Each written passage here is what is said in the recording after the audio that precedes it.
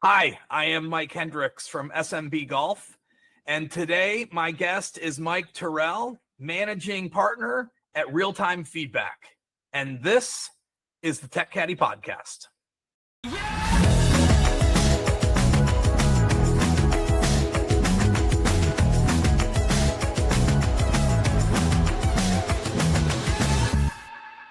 Mike, welcome to the show. Hey, Mike. Thanks for having me. Nice to see you. Well, thanks for coming on. I'm excited to talk to you because you all have technology that you've built that you didn't necessarily think about golf courses on day one, but I think it's come to be pretty evident that the platform you guys have and that you've built is really, really good for golf courses. And so I wanted to kind of help tell that story and expose it a little bit. There are different companies in golf that deal with reviews and reputation management and that whole world. I just feel like you guys are going about it a little differently, and it's exciting to me. I think if I was an owner operator, I would be a client. So we'll get into that. But you're in Dallas, Texas. Tell us a little bit about yourself and how you ultimately came to be at Real Time Feedback. Yeah, you bet. Thanks for that. So I'm based in Dallas, and I've been building technology products for the last better part of 20, 25 years, and mostly around customer experience, customer engagement type applications. We actually own and operate a lot of hospitality concepts here in Dallas, and we started noticing a decline in customers being willing to let management know about a bad experience they might be having. So even if we had a manager go up to the table, ask how was your meal today, they would just look you in the face and say everything was fine. We quickly realized that fine was another nasty four-letter word. And so we got with our development team and started working on a platform that could allow someone like that wasn't having a great experience to not leave angry or upset and then blast us online, but rather create a platform that they could simply let management know discreetly, and then management could respond to them. And so Mike, I mean, this is, as a hospitality company or as a restaurant company, you all were just essentially trying to solve your own problem without going outside, if I have it right. Exactly right. We were trying to figure out a way we could just solve our own situation with our own restaurants, our own bars, our own gyms, and came up with real-time feedback. Were you using, because now I'm trying to understand the DNA of that company a little bit, but were you using third-party point of sale, third-party reservation stuff? Like, you didn't build everything you guys used to run the company from scratch. No. At first, it was a very scaled-down version of what it is today, which was simply we would customize QR codes, put them at the table. Someone could scan it very easily and then type in whatever their issue was. That would go straight to a manager on site. The manager could then respond back to that customer. And that's how it all started. Got it. And so I think to do that, or for you guys to make that decision, the first thing that had to kind of be there is you believed in guest feedback, right? You didn't look at it as a nuisance. You didn't look at it as that guy's just a jerk and I'm not going to pay attention to him or her. You all believed in it, and you wanted to be able to leverage it to grow your company. Oh yeah, I'm a customer service fanatic, so awesome. I want to make sure everybody is taken care of. So you've read the book Raving Fans 12 times. You've given it to a lot of employees, I'm guessing, all that type. Absolutely. Of Yes. Well, I'm a big book guy myself, and especially like, okay, when you come to work for me, there's these 5 books you're going to read, type of thing. And Raving Fans has always been in that group. So that's good. Hey, just Mike here real quick. You heard my guest there say he's over the top about customers, loves customers, wants to serve them as best they can, et cetera, et cetera. If that's how you feel, his product might be a great fit for you. Maybe you don't feel that way. Maybe you don't think about or don't want to be considered a hospitality company, and that's okay. It's your business. It's yours to run how you see fit. But if you don't, if the whole vibe of hospitality doesn't resonate with you, then this product might not be for you. if you think of yourself as a hospitality company in the golf industry, then Mike's product might be a great fit for you. So let's keep going on. But I just want to say up front, this might not be for everybody. For the people that think of customers more as just a transactional piece of their business, and I take your money and then you go play golf and that's the end of it, then maybe this product isn't for you. So let's keep going. We'll see where the pod goes.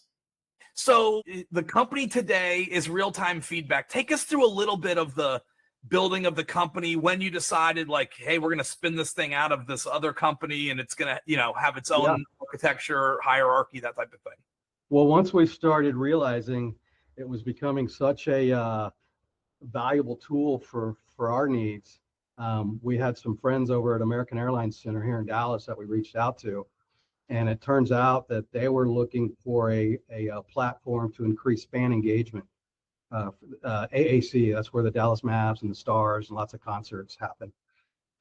So we got with the folks over there over guest experience, and it turns out they had 3 different products kind of cobbled together to try to do what they wanted to do, and it still really wasn't providing that full suite of experience that they were looking for.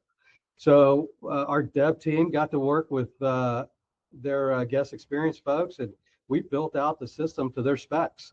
And this was in 2018 going into 2019, and launched right before COVID.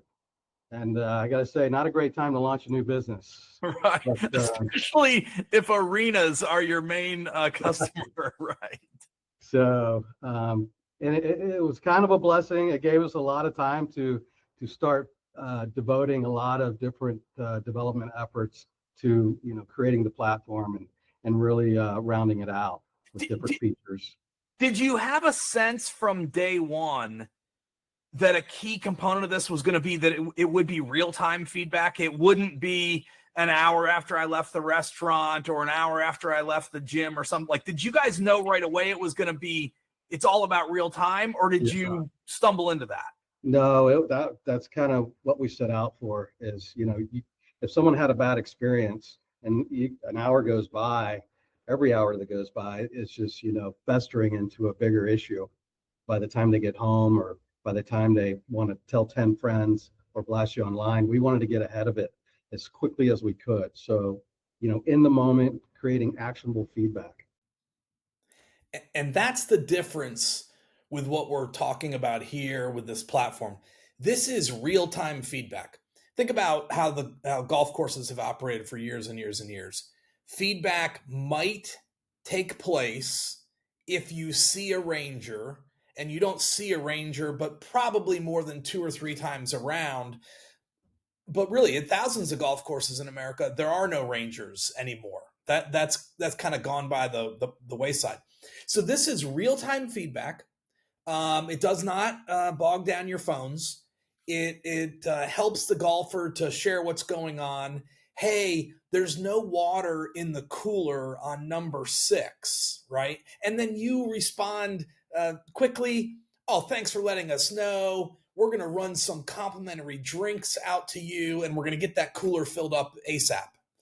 Real-time feedback. Let's take advantage of technology that exists today. Let's use technology to help our businesses be better, provide better guest experiences, and really rise above the rest. That's what this is about, real-time feedback.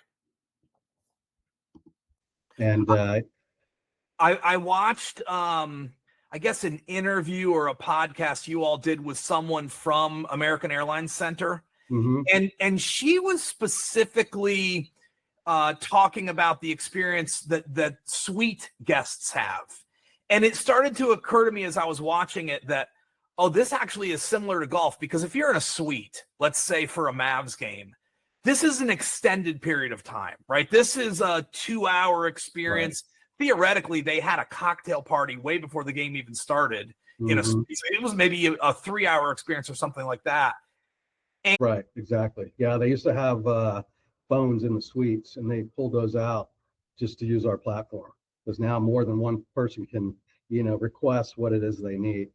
So it just became more of a better system to document all that as well. And there it is. Remove the phone. We love when technology helps us reduce phone calls. Your staff loves it when the phone rings less. And more golfers today, customers today, they would prefer to text message rather than speak on the phone. And so, and with the phone, it's hard to ultimately know exactly what was said in that conversation. And what I'm referring to there is, the staff reports back to the GM. Well, he said this or she said that. Well, if we remove the phone and we just get into digital messaging, that goes away. It's all memorialized. We've got it right here. It's really easy to read. Maybe that helps you manage employees better. Maybe it helps to keep customers a little more accountable. I don't know. I think time will tell. But whenever we can bring on platforms that reduce phone calls and we believe improve the guest experience, we think that's a win. Let's keep going. This is getting more interesting. But when you launched in golf, and I guess you're still kind of in the launching phase specific to golf. I mean, you're starting to amass golf course clients. You're starting to look at integrations with tee sheet point of sale companies, and we can get into all that. But I don't think you launched as a F&B solution. You really launched as a, hey, there's an issue on the golf course, and I want to tell somebody in the golf shop that there's an issue. Right. Absolutely. Yeah, we're heavy in a lot of different industries, including stadiums and arenas, automotive dealerships, fitness facilities, restaurants. And I've always known there should be a big opportunity within the golf world. I know these guys want to kind of free up their phone lines and don't need anybody calling to tie those up when they're trying to take more bookings. I set out to try to explore that space. Went to the Orlando PGA show, had some really good conversations, and overwhelmingly the folks that I spoke to said if they weren't in the golf, if they weren't a pro right now, they used to be, they're like, man, I wish I only had this when I was, had my course or at my course.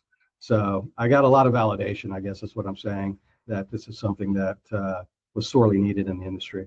When you're walking around the show, you're just introducing yourself to people. You see somebody looks approachable. How were you explaining it back in January? Like, what would you say to a GM or a head golf professional to explain what it was you wanted to talk about? Well, basically, we're a two-way guest engagement platform that allows your customers the opportunity to let you know about any potential issues as they're happening or shortly thereafter. The idea is not only they can let you know, but you can respond back to them all in the moment. And then as a byproduct, we're able to drive 5-star reviews through the roof. And that's it, gang. For the salespeople out there, that in 30 seconds, Mike gave you his elevator pitch. He knows it inside and out. I didn't tell him beforehand that I was going to ask him to explain to me what his product was, but you could see him very quickly, intuitively. Yep, he just asked me for the pitch. Here I go. And he nailed it. So all of our sellers out there, you got to have that elevator pitch down. Hopefully it's even less than 2 minutes. Mike knocked it out in 30 seconds. Really easy to understand. Practice on a device like this. Do Google meetings and just record yourself and play it back and do it again and play it back. Practice. Get that elevator pitch solid and tight. Because of why? How does the back and forth with the guy in the golf shop lead to a review? So through our integration partners, such as Lightspeed, we're able to send out a message post-round, typically shortly after the round's over, to everyone in the group to ask them to rate their experience on a scale of 1 to 5. And we see about anywhere from a 30 to 40% engagement rate on those SMSs, those text messages. And then I would assume the review, you probably have an integration with Google as well or something, and then the review finally finds its way to Google. Yeah, we are a Google partner, but yeah, in our 1 through 5 system, It allows you to go post straight to Google or Golf Pass or TripAdvisor, whatever review site that you want to drive reviews, we can drive them. Nice. Can you give me a feel for what is the typical back and forth that is happening today with, golfer on the golf course, communicating with someone in the golf shop? What's happening? Like, what are the themes of these conversations? What's it usually about? Yeah, so there's kind of two flavors. One is what we call smart codes. We've got QR codes that go in the carts and around the course.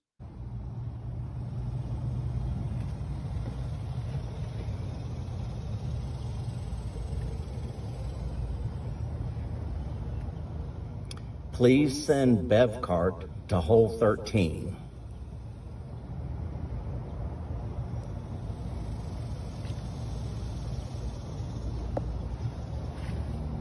Those are customer generated feedbacks, and those are a wide range of things. But typically it's going to be slow play. I need the bev cart. I found a club, lost a club. Those will be the typical ones that we see on the course. They need something now. Yeah. Versus the text messages that go out. Those are really rating their overall experience. So they're able to really let everything out that they want to let you know about. So maybe your fairways aren't green enough, or your greens are having issues, or there was something they didn't like about the course, especially if they're a member, right? They want to let you know what's going on and why they're not satisfied. But yeah. Then I mentioned we get 30 to 40% engagement. I would say 80% are more positive than negative. The feedback's coming in, but it's that 80-20 rule. Yeah. Right. And then does the operator have the opportunity to choose if he or she wants that review to get out into the review world? Yeah, I mean, our clients write the rules. We've built this platform to be so universal and so dynamic that they can kind of, whatever it is, how the workflow, the functionality, they kind of write the rules on how they want that to go. I see. So then they can write a rule that says, well, look, if it's a 5-star review, I want it to post. If it's a 4-star or below, I don't want it to post. I mean, I'm assuming that that's the option they have. Yeah, they can do that. Keep in mind, we want to be in compliant with Google. So everybody has the opportunity to voice that, whether it's a positive or negative. We give them the option. But we have found that 98% of people, if you give them the opportunity to give you feedback, versus writing a 1-star or blasting you online, they'd rather give you feedback. Did you hear that there where Mike mentioned being in compliance with Google? Seemed to be a little bit of a hesitation on if we really can restrict 1- and 2-star reviews from making their way out to Google. I didn't press him too hard there, but you should. When you get a demo of this platform, ask that question. Be very intentional about understanding your control over bad reviews. I would imagine in a big public podcast, he's going to want to stay right on the straight and narrow with Google. Maybe in a one-on-one conversation, you'll learn some things that he wasn't comfortable sharing in the podcast. Certainly possible. So just be a smart buyer, ask good questions. Whenever you're doing a demo with a technology provider, write a couple questions down before the demo even begins, and be prepared, get value out of the time you give them to demo their product. Sure. Yeah. Okay. I understand. And I would imagine too that there's a bunch of back and forth. Like you said, I want to see the bev card or whatever. It never even is related to a review. It just helped improve the guest experience in that moment. Right. It wasn't about telling people I love to play here. It was just about my personal experience today at the golf course. Exactly. Yeah. Those QR codes that we place in and around the course, those are really designed for actionable feedback in the moment. I feel like that is so much about hospitality. I've taken on a new role where I'm working a lot and helping the Ohio Golf Course Owners Association quite a bit to restore this association, bring on new members, bring on new sponsors, etc. And one of the themes that we're starting to talk about, just in back and forth with members of the association, is the concept of hospitality. That hey, let's not think of you as just being like in the service business or something. Like, let's think of you being in the hospitality business and thinking about the overall experience we provide to every golfer, maybe even before they get to the golf course, after they leave the golf course. And it feels to me, and it makes sense now that we're talking, because you're talking about this kind of came from a hospitality company, but it feels to me like this is very hospitality oriented rather than just being like transactional oriented. Exactly. We built this based on, what we were seeing with our hospitality concepts. And like I said, it just turned out to be such a valuable tool that it just made sense to take it to market. What's the feedback that you are getting from golf courses? I think most operators have a pretty good idea, a pretty good handle on their, day-to-day operations. But then there's those that, they're kind of more removed. This gives everybody, because our reporting can roll up to, top brass. Now they can look at we've got this very cool reporting tool that will do a monthly summary using AI, and it'll take all the feedbacks you receive plus all the reviews you've received, and then crunch them down and let you know, here's all your deficiencies. Here's things you're doing well at. And it's all tidied up into one little summary. But I would say they're surprised when they start using it, how much of a difference it's made in the day-to-day, especially, building those relationships with the guys coming out or gals coming out to play. I can tell you food and bev sales have gone through the roof. Yeah. Can you hear Mike there trying to be nice? He doesn't want to say out loud, we have customers that are so surprised as to what's coming in. Because he doesn't want the operator to feel like everybody acts like an absentee owner, right? He's trying to be nice there. But the reality of it is when you bring a platform on like this, you do learn a lot about your business. It doesn't mean that you're a lazy operator or that you weren't paying attention. What it means is there's now technology and platforms out there that just gives you better vision. Okay. It's just like when we finally invented LASIK surgery or something. It just gives you better vision into your business. It does not mean you were derelict in the past. This is simply an improvement. And listen, take it from me, a former multi-unit operator, albeit in restaurants, but a multi-unit operator. I know how hard it is to stay on top of the details at each location. It's really difficult. Mike's platform helps to solve some of that. I love that about it. I love the fact that it's these digital messages that you can put your eyes on when it's convenient for you. Really helps to eliminate, I think we said earlier, some of that he said, she said thing. So he's trying to be kind, but I think in reality, it's become clear to him that his customers are learning a lot about their business. Let's keep going. Tell me a little bit about the QR codes. Are they specific to each golf cart, or is it the same QR code across the facility? No, they're unique. We call them smart codes. So okay, every time they're scanned, we're going to tell you where it came from, and it's going to time and date stamp it. So if it's cart 37, you're going to know what time it came in, and depending on how you run your tee sheet, you can associate that back to a player. Excellent. Right. Have you had talking about integrations, and I know you mentioned Lightspeed a second ago. Have you had conversations with the likes of Yamaha, EasyGo, that you could theoretically somehow integrate into the screen they have in the golf car? I am talking to Fairway IQ. Yes. We've had some discussions, but I've got more developers than I do salespeople on staff, so it's kind of hard to get to everyone. I'm thankful that you've offered me a spot on your show here. Hopefully get the word out a little bit. But, well, we say this a lot. I mean, you're not a customer. We don't even really know each other very well at all.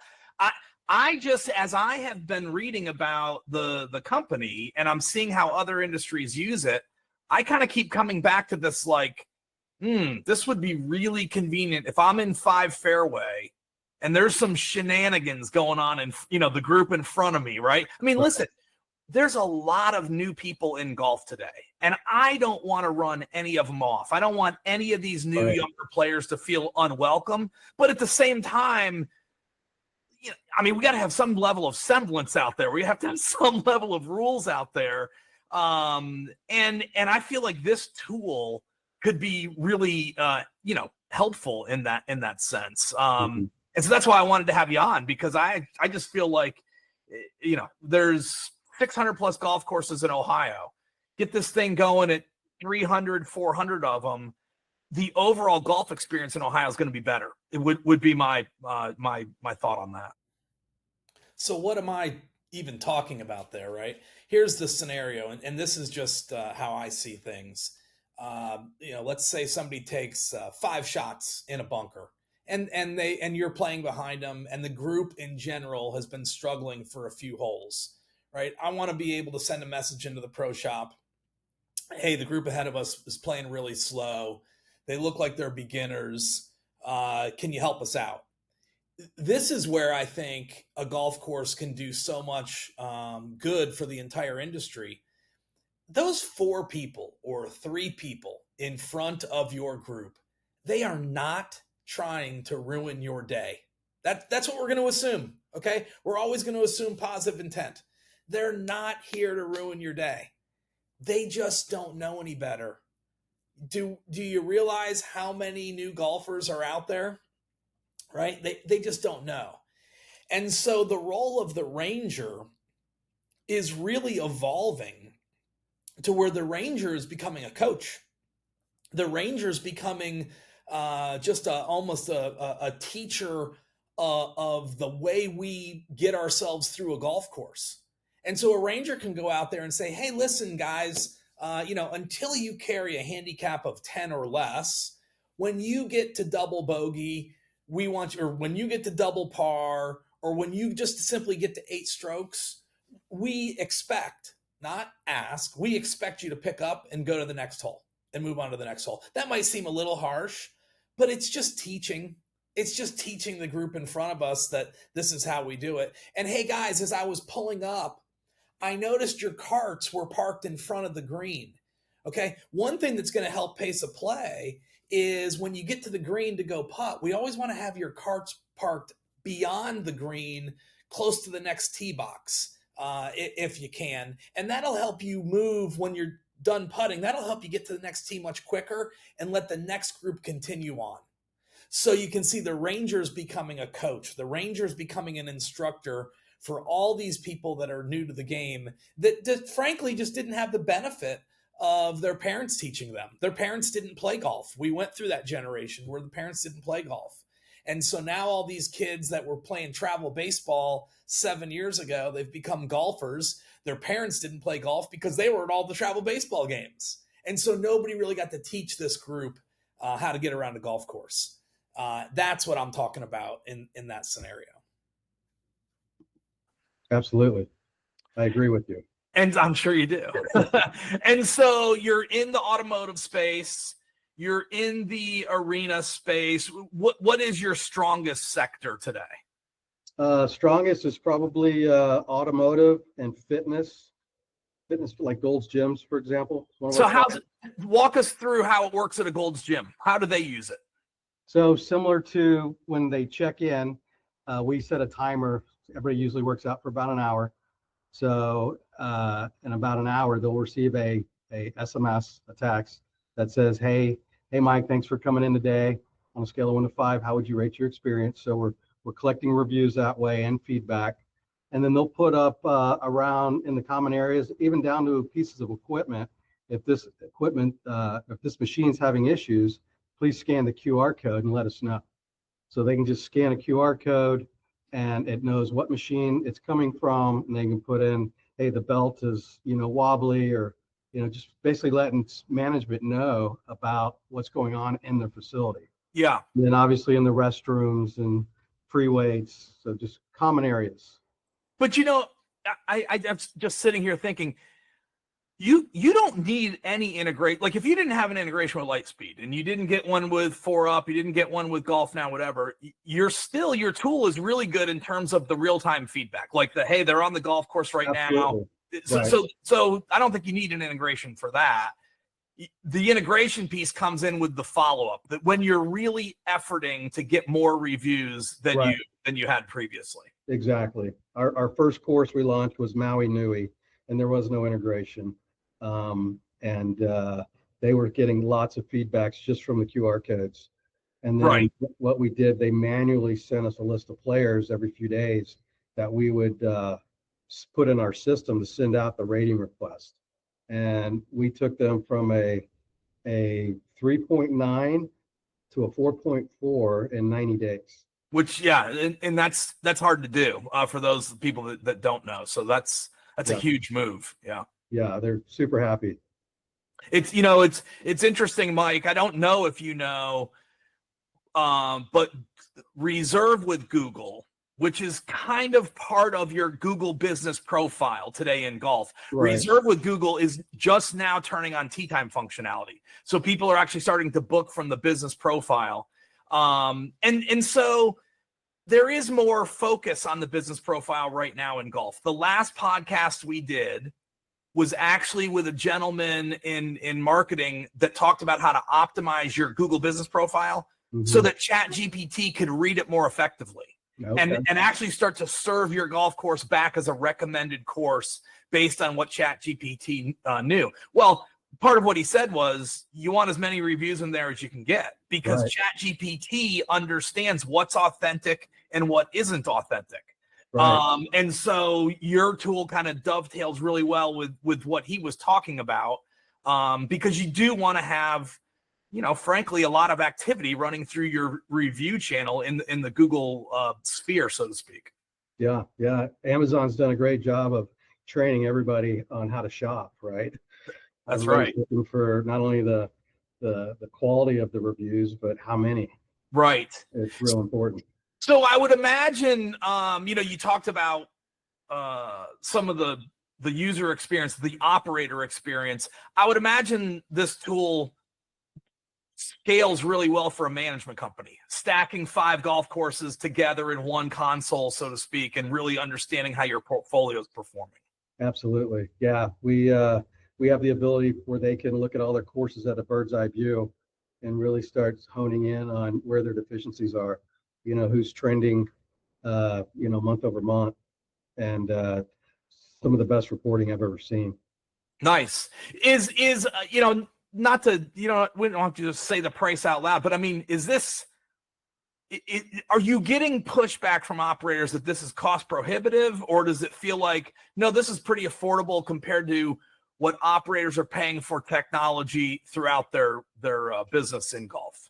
Yeah, I would say that initially, as I started, talking to folks in the industry, that our price point seems a little higher than some of our other industries. But once they started using the platform, they saw where the value was there, because we are a premium product, and our pricing can scale depending on how many courses you have.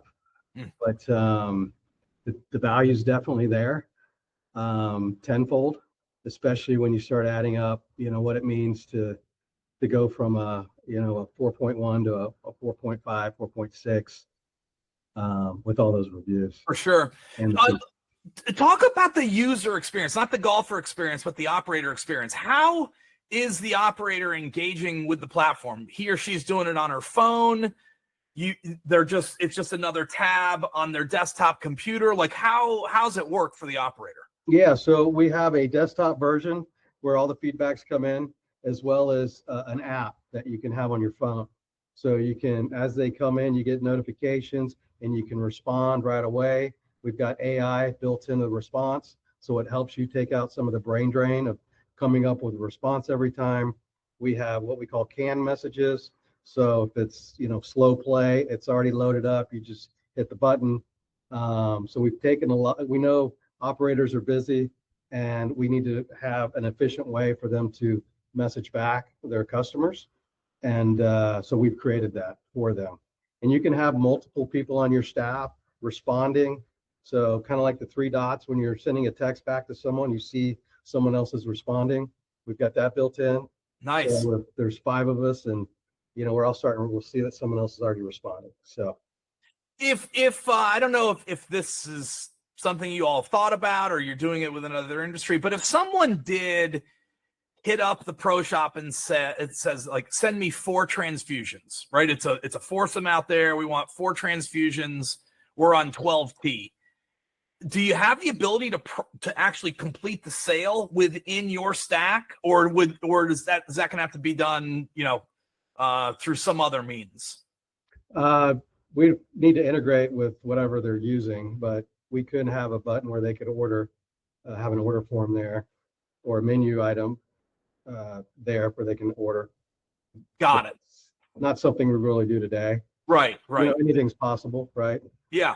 I mean, Time and so many people, Mike, in the golf technology world want to be in the payments business, right? Mhm. Because there's margin there. Right. And so I didn't know if that was something where you all had thought like, yeah, and then we're going to make this thing be transactional. Ultimately, you're going to pay for those 4 transfusions before they show up, a type of thing. So that wasn't our model setting out. Of course. We're trying to stay in our lane. Of course. Right? Yeah. Provide that exceptional experience. We do tend to talk about roadmap here. Okay. Is there more to build? Are there more versions of this to come? Oh yeah, we're always building, typically through customer request. So we've got a nice roadmap going, and we're constantly adding to it. So if someone has an ask, we take a look at it, and if it's usually good for them, it's good for the majority. So sure, we on our dev map, and we don't charge. We have a lot of different modules, from lost and found to customer generated content. We have lots of different modules that add on to this, and we don't sell those individually. This is a kind of an all you can eat model, where if there's something you don't want to use, we just turn it off. But we don't nickel and dime and charge for different modules and whatnot. Yeah, that's nice. In terms of the multi-course operator, is there an integration like with Instagram and with other social media platforms that maybe aren't considered so much review platforms, but you could still somehow export the different amounts of feedback to social platforms? Oh yeah. Like I said earlier, our clients can write the rules where they want these to go to. That's excellent. That's excellent. Yeah. And so what's the future look like for golf? What's the goal? Knock down a couple more integrations, knock down a management company. Like what's your strategic thought on how you ultimately get this out to the masses in golf? Yeah, so we've had lots of conversations with big groups, like from Troon to just had a call today with Landscape, and looks like Founders is coming on with the course. Give us a try. Basically, we're just looking for the opportunity to prove what we say we can do, and we're willing to give free pilots away right now, so you can see it for yourself. I'll have to find you. I'll have to find you a couple of Ohio guys, at least to demo it, and get some feedback and that kind of thing. I think in the podcast and in what we're taping right now, we'll also put some screenshots in of the UI for the operator, understanding how the experience is. Because I think at the end of the day, every operator is worried about not is it a good idea, but how much time is it going to take? And I think that time tends to be such a barrier. But if you really prioritize feedback and really understanding what the golfer experiences on your course, I think what you're doing makes a lot of sense. And typically we see a handful of feedbacks a day coming in, right? It's not like they're going to be inundated with feedbacks coming in where that's someone's full-time job is to keep up with them. It's typically a handful a day.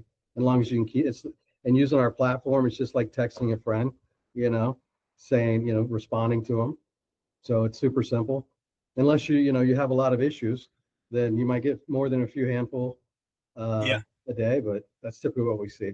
Mike, if somebody says, if an operator says, hey, listen, for whatever reason, the labor market's tight or money is tight or whatever, we just don't have rangers on staff like we used to. How does your tool help me overcome just the lack of rangers that we have at the golf course today? Well, I think it depends on kind of how they're set up, but if I was out on the course and I scan the QR code and I'm, in cart 5 and saying, hey, there's a group ahead of us, I'm assuming that the pro shop's going to know who's in front of us and can reach out to them directly by phone. If they don't have someone to send. Or hey, actually, we have someone to send. It's just that person has 2 or 3 responsibilities. Like it literally could be somebody that works the grill. Right. But also has to multitask because that's just the reality of that particular business. Right. Right. Yeah. We found that most people just want to be heard, in a lot of instances, just letting them know that, hey, thank you for letting us know. We're sending someone as soon as we can. Thanks for your patience. That goes a long way in diffusing a situation as well, just being heard. Hey, gang, how great is that? Just as simple as can be, hey, a lot of people just want to be heard. Again, maybe your golf course or maybe the way you run your business is just simply transactions. Golfer pays, golfer hits the ball, golfer goes home. Fine. But if you're really in the hospitality business and you just happen to be operating a golf course, find a way so that the customer feels like they can be heard. Not that, let's not think of everybody's just a golfer. They're a customer, right? Just like you're a customer when you stay in a Hilton, or just like you're a customer when you rent an Avis car. Find a way to help your customer be heard. I think that was really good getting to the end of this podcast. Can you talk about sometimes tools like yours ultimately turn into like a database grower? So I'll give you an example. There are companies that help with like wait lists and whatnot, and like, hey, I'm going to get on the wait list. I couldn't find the tee time I wanted, so I'm going to get. And then there will be operators that they're using the wait list functionality for 2 or 3 months, and they say, man, we have way more just emails in our database than we ever did before. We have way more mobile phone numbers related, tied to golfers than we ever did before. We're able to use that for marketing purposes, et cetera, et cetera. Do you get feedback like that? Like this turned into a great grower of data that we have on our customers. Yeah, I think historically everybody's been using email as the unique identifier for the player, whereby we're looking for the cell number. And so as we start sending out our text messages, we can quickly realize if it's a landline versus a cell number, and then let them know at the course, give them a list. Okay, here's all your numbers. As they start checking in next time, start capturing their cell numbers instead of the landlines, because we can't really do much with the landline. Like you said earlier, we just have a handful of courses right now, and we're trying to get a little market share going. And we're having lots of conversations. So the product is proven. We're seeing great results, and it's just a matter of getting it out there, letting other people use it. Yeah. Okay. Well, that's Mike Terrell from Real Time Feedback. Mike, I can't thank you enough for hopping on. This will be one of those podcasts that we really will try to get into a lot of people's inboxes, because it's really, this isn't conceptual. Right? This is true blocking and tackling. Get this platform, improve the way your golfers are treated on the course, improve your reviews ultimately that everyone can consume. So to me, it's very black and white. It's easy to understand. So we'll try to get this out to as many people as we can. Awesome. Thanks, Mike. Really appreciate it. All right, Mike. Have a great day. All right, you too.